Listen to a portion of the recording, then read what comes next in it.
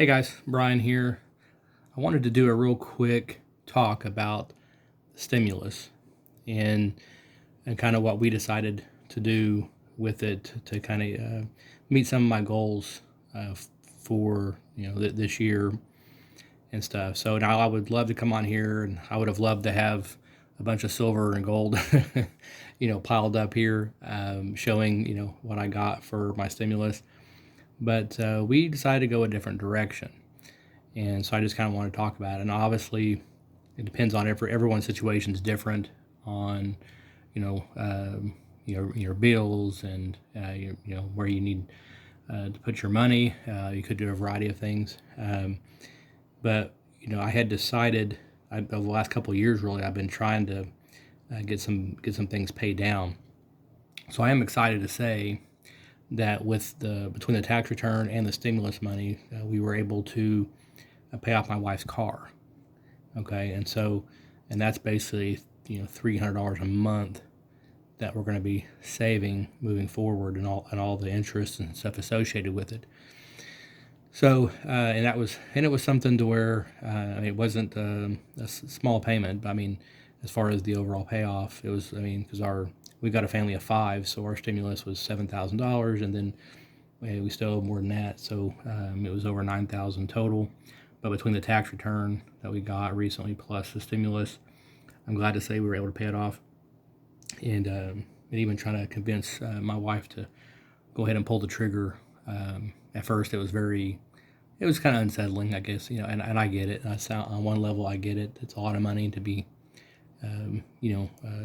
just whisking away so quickly. I mean, we barely had an account a few days, and then it was gone. So on one level, I get that, but right afterward, she called me back after she talked to the bank, paid it off, and she was like, "Wow, I feel so much better knowing that's off my shoulders now." So I felt like we made the right decision, even though it was a hard decision. When you have that kind of money, that would have been a real great opportunity for me to buy my first gold coin, or stack up on some, maybe even buy some full tubes of stuff. So on one level, it was kind of a hard pill to swallow, but as we get more mature and stuff, we learn from our mistakes we've made, and I think as you get older, you learn the hard way when it comes to loans. There's always a payback. You have to pay it back eventually and stuff. So but it feels good though to get a major debt like that wiped off, and the part of me that's kind of the prepper part of me as well loves the idea that in case of a catastrophe or something, now we have at least one vehicle totally paid off. Okay, because my car, I still have a loan on mine. So I love that fact that then, as long as we can keep up with the tag and taxes and stuff every year, and then as long as you can keep gas in the vehicle, we got a car paid off. That's, the bank's not going to be coming and repoing if something major were to happen, if I lost my job for a long period of time or anything crazy. So that makes you feel better in that sense, as far as more of a sense of security, right, and stuff. So so excited about that. Also, next I'm going to be working on, I still got some of the tax money back from my regular return. I took a small portion of that.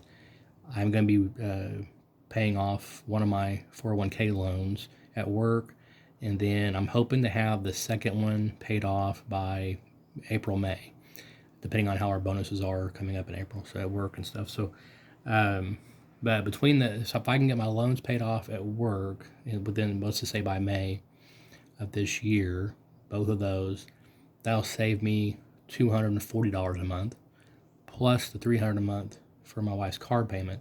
So we're talking $540 a month in savings by just paying off some debts. Okay, and then that's going to be more money that I can start putting towards silver and gold, right, and stuff. So, and then also I'm going to be in that process next. I'm going to start tackling my car payment as well. I need to start paying it down, or then trying to figure out ways to get that paid down as well. It's going to take a while on that one, but that's something that's going to be high on my list. In addition, once I get these 401k loans done, And so, like I said, everyone's going to be a little different. Now, if you're able to pay off some debts and buy some silver or gold, more power to you if you can do that.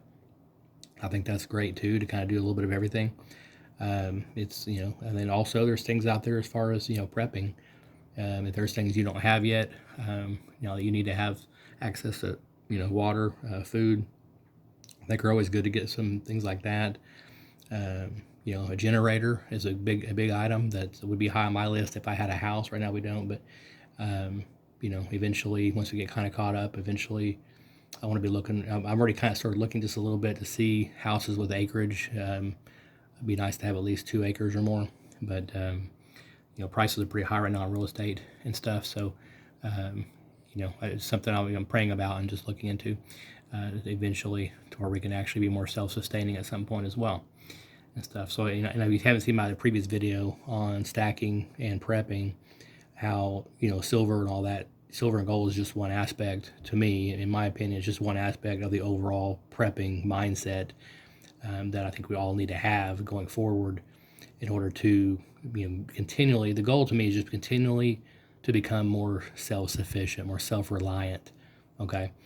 The opposite perspective would be more of the globalist mindset, would be that the government's going to take care of me. Okay, the government's going to provide for me, and relying on the government.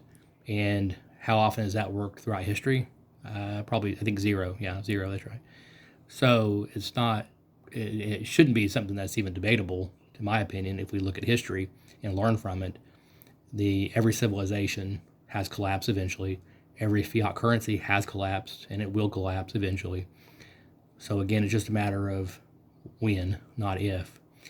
And so, there's always going to be depressions, Great Depressions, recessions, devaluation of currencies, collapsing of currencies. All that stuff is just a matter of when. I mean, those that it doesn't happen in your lifetime, well, then you're blessed, you're lucky. It didn't happen. But if it does happen, are you prepared and stuff? And are you, making the most wisest decision with your stimulus money? Do you really need those alligator boots, or is it better to pay off some debts, pay off those high interest credit cards, things like that? Paying off a vehicle, whatever your high payment items are as well.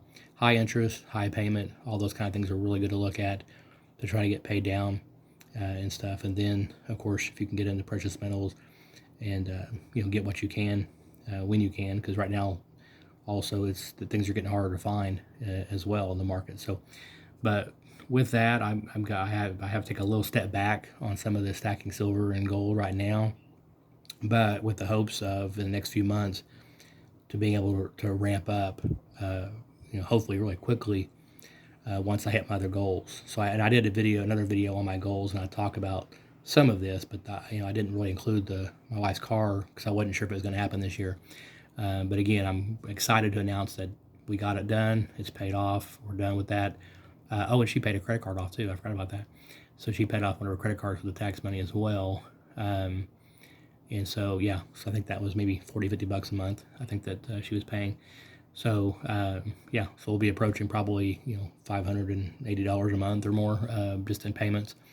That is just going to, that'll be gone, hopefully, once I get my loans paid off by May and stuff. So real excited about it, and just like I said, looking forward. It's one of those things where I have to kind of be patient right now, knowing that the payout in the long run is going to be well worth it. And by paying off some, cars and stuff like that, these big payments, it's going to put me in line to where if and when I'm ready to act on a new home, a new house with with land, like I said, then I want to be in position to do so, credit wise and payment wise, obviously, financially speaking, and stuff. So I want to be able to be ready. And they're talking about there may be a bill coming where they do a $15,000 first time home buyer program.